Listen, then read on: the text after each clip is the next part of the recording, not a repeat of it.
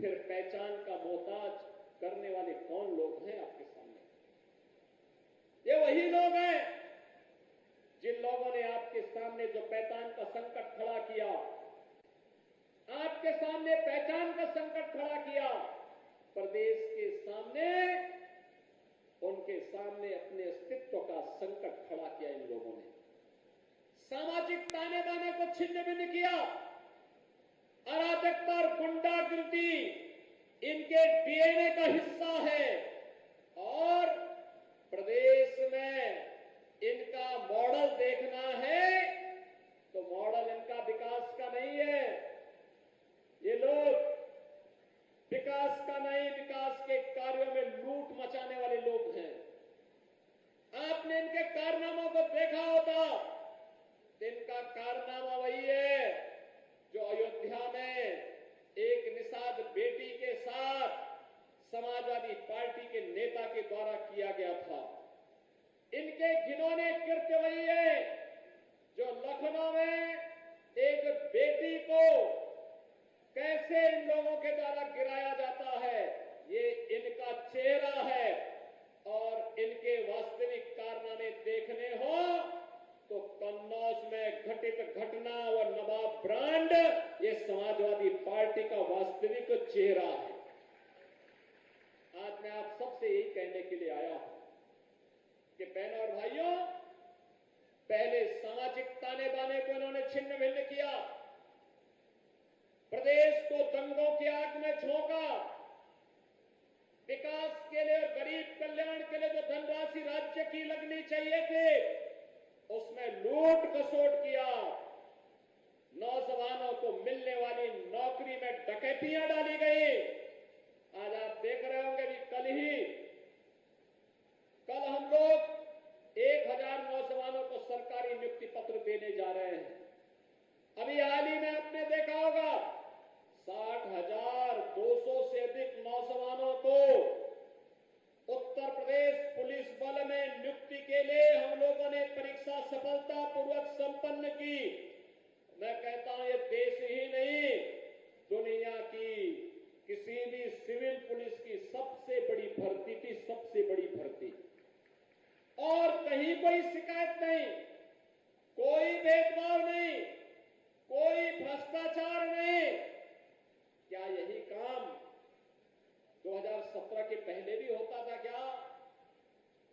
2017 के पहले हर नौकरी बिकती थी, उसकी नीलामी होती थी, वसूली में चाचा और भतीजा समान के भागीदार होते थे और बाद में जब ज्यादा वसूली होती थी तो चाचा को धकेल दिया जाता था, भतीजा अकेले ही बैग लेके भाग जाता था।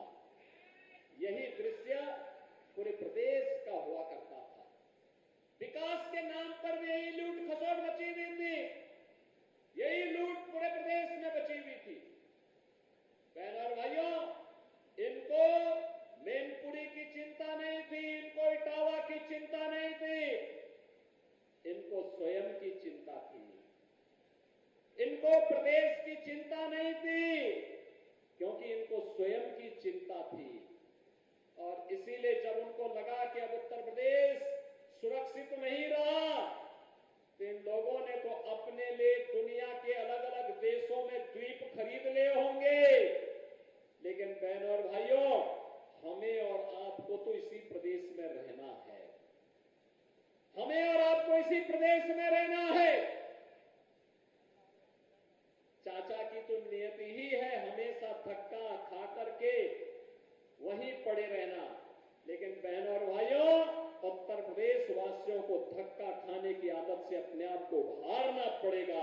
सम्मान के साथ राष्ट्रवादी मिशन का सिपाही बन करके आगे बढ़ने की हमें आदत डालनी पड़ेगी। और इसी के लिए ये 450 करोड़ रुपए की विकास की परियोजनाओं की सौगात लेकर के आज मैं आपके पास इस मंच के साथ आया हूं। मैं आप सबका आह्वान करूंगा, आज तो प्रदेश में दंगा नहीं होता, आज तो प्रदेश में गुंडागिर्दी नहीं होती, आज तो प्रदेश में किसी बेटी का अपहरण नहीं होता, आज तो प्रदेश में किसी किसान की जमीन पर कोई कब्जा नहीं करता है, आज तो किसी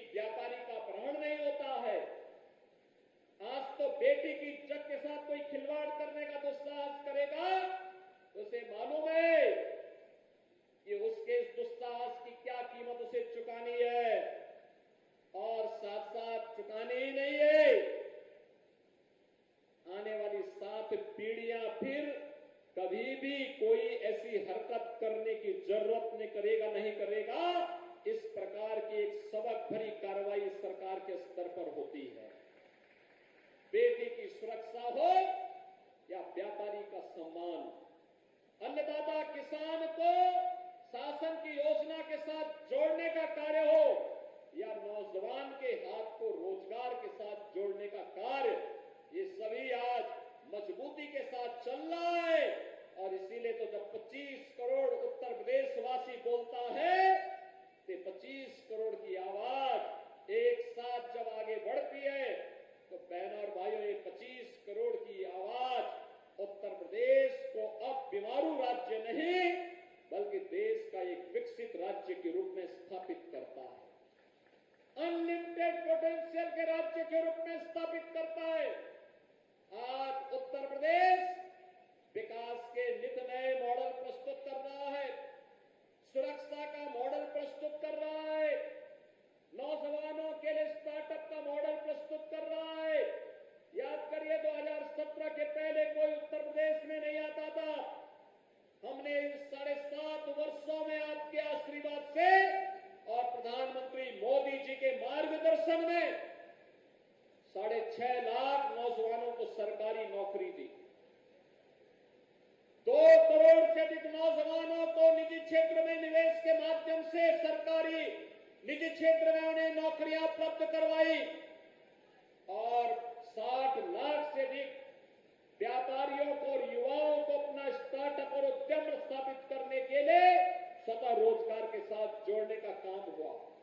बहनों और भाइयों, इससे पहले उत्तर प्रदेश में निवेश के अनुकूल माहौल नहीं था। जब व्यक्ति ही सुरक्षित नहीं तो पूंजी कहां से सुरक्षित होती। लेकिन आज व्यक्ति भी सुरक्षित है, पूंजी भी सुरक्षित है, आज बेटी भी सुरक्षित है, व्यापारी भी सुरक्षित है, आज अन्नदाता किसान का भी सम्मान है, नारी सशक्तिकरण के लिए भी कार्य है और युवाओं को भी सम्मान प्राप्त हो रहा है।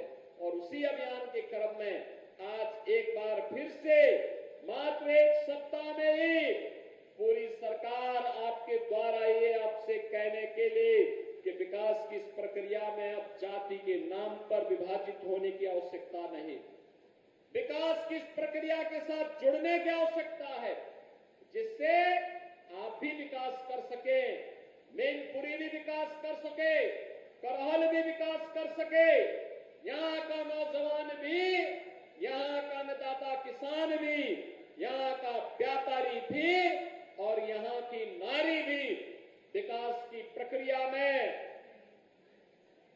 जैसे किसी बांध के 4 पहिया होते हैं, एक साथ मिलकर के चलती है तो गाड़ी की स्पीड बढ़ती है, ऐसे ही 4 मजबूत आधार स्तंभ बन करके मैनपुरी को भी विकास की प्रक्रिया के साथ जोड़ने के इस क्रम में हम सबको सहभागी बनना पड़ेगा। बहनों और भाइयों, आज प्रदेश बदल चुका है। याद करिए 2017 के पहले मैनपुरी के वो लोग जब यूपी के बाहर जाते थे, लोग शक की निगाहों से देखते थे, सम्मान नहीं था, लोग भय और दहशत में बोलते थे कि वे कहां से आ गए। होटल की बात तो दूर, धर्मशाला में भी कमरा नहीं मिल पाता था। बहनों और भाइयों, आज आपके सामने पहचान का संकट नहीं है। भारतीय जनता पार्टी की डबल इंजन सरकार ने जो कहा सो करके दिखाया। हमने कहा था अपराध और अपराधियों के प्रति 0 टॉलरेंस की नीति के साथ कार्य करेंगे, आज आपको ये दिखाई दे रहा होगा। हमने कहा था कि प्रदेश को निवेश का ड्रीम डेस्टिनेशन बनाएंगे, आज 40 लाख करोड़ रुपए का निवेश इसका उदाहरण है। हमने कहा था कि हम लोग उत्तर प्रदेश को इंफ्रास्ट्रक्चर का मॉडल खड़ा करेंगे, आज एक्सप्रेसवे, हाईवे और inter state connectivity, air connectivity इसका उदाहरण है। हमने कहा था उत्तर प्रदेश में देश का सबसे अच्छा 40 लाख करोड़ रुपए के निवेश आज उत्तर प्रदेश के अंदर होने जा रहे हैं। बहनों और भाइयों, हम लोगों ने कहा था कि उत्तर प्रदेश को देश की अग्रणी अर्थव्यवस्था बनाएंगे। 17 में हम लोग आए थे, 7वीं बड़ी अर्थव्यवस्था थी। आज उत्तर प्रदेश देश की नंबर 2 की अर्थव्यवस्था है और अगले 3 से 4 वर्ष में इसे देश की नंबर 1 की अर्थव्यवस्था बनाना है, जिससे हर चेहरे पर खुशहाली लाई जा सके, हर नौजवान के हाथ को काम दिया जा सके। हमने कहा था कि हिंदुओं की आस्था का सम्मान करेंगे। आज आप देख रहे होंगे काशी में काशी विश्वनाथ धाम है। आज आप देख रहे होंगे अयोध्या में रामलला का भव्य मंदिर का भी निर्माण हो गया है। अब इसमें कोई संदेह है क्या? कोई संदेह है क्या? अयोध्या के मामले में, काशी के मामले में कोई संदेह है क्या? और मथुरा वृंदावन में भी कार्य युद्ध स्तर पर आगे बढ़ रहा है। विकास के कार्य नए सिरे से आगे बढ़ रहे हैं। ये समाजवादी पार्टी की सरकार थी तो ये तो जन्माष्टमी के अवसर पर इन्होंने भगवान कृष्ण की जन्माष्टमी के आयोजन पर रोक लगा दी थी, नहीं मनने दी थी, क्योंकि जन्माष्टमी में परित्राणाय साधुनाम विनाशाय च दुष्कृताम का उद्घोष करने वाले श्री कृष्ण भगवान के द्वारा इस उद्घोष से कुछ लोगों को परेशानी होती थी। इसलिए समाजवादी पार्टी के सरकार में उनके नेताओं ने बैन कर दिया था। जब मैं आया था 2017 में सरकार में आया तो बहनों और भाइयों, मैंने कहा भी जन्माष्टमी में क्या आयोजन होता है? लोगों ने कहा कोई आयोजन नहीं होता है। अरे हमने कहा एक ही तो आयोजन है जो जेल में, थानों में और पुलिस लाइन में होता है। इसको धूम धड़ाके के साथ इस आयोजन को आयोजित करो, जिससे भगवान कृष्ण के बताए मार्ग पर चल करके समाज सज्जनों की रक्षा कर सकेगा और दुर्जनों से कायदे से निपटने का काम भी कर सकेगा। और बहनों और भाइयों, आज मुझे बताते हुए प्रसन्नता है, जन्माष्टमी का आयोजन पूरी भव्यता के साथ सभी 1585 थानों में, 75 जनपदों में, सभी जेलों में और निजी आयोजन के अवसर पर भी हर गांव, हर शहर में कहीं झांकी निकल रही है, कहीं शोभा यात्रा निकल रही है, कहीं डोल यात्रा निकल रही है, पूरी भव्यता के साथ आयोजित हुआ। पर्व और त्योहार का क्या महत्व होता है, यह भारत के अंदर आकर के लोग देखें। भारत की विविधता, भारत के अंदर पर्व और त्योहारों की परंपरा इसका उदाहरण है और यह भारत की पहचान भी है। उस पहचान को बनाए रखने के लिए सरकार के स्तर पर प्रयास हो रहे हैं, नए नए अभियान चल रहे हैं। और आज मैं आपको यही आश्वस्त करने के लिए आया हूं कि बहनों और भाइयों, सरकार विकास के साथ भी आपको जोड़ना चाहती है। सरकार नौकरी और रोजगार के साथ भी जोड़ना चाहती है। सरकार हर तबके के उत्थान के लिए कार्य करने के लिए पूरी तत्परता के साथ कार्य कर रही है। आप भी भारतीय जनता पार्टी की डबल इंजन सरकार के इस अभियान का हिस्सा बने, इसके लिए आज मैं आपके पास आया हूं। आज के इस अवसर पर आपको मैं एक बार फिर से जो 450 करोड़ रुपए की परियोजनाओं की सौगात आज मैनपुरी वासियों को, खासतौर पर कराल विधानसभा क्षेत्र वासियों को प्राप्त हो रही है, जिसमें सड़क का भी है, पेयजल का भी है, स्कूल का भी है, स्वास्थ्य सेवाओं का भी है, स्टेडियम का भी है और अन्य अग्निशमन केंद्र का भी है। इन सब की एक बार फिर से हृदय से बधाई देते हुए आप सबके प्रति मैं अपनी शुभकामनाएं देता हूं और विश्वास व्यक्त करता हूं कि आप सबका आशीर्वाद भारतीय जनता पार्टी को अनवरत प्राप्त होता रहेगा। इस विश्वास के साथ आप सबके प्रति मेरी मंगलमय शुभकामनाएं हैं।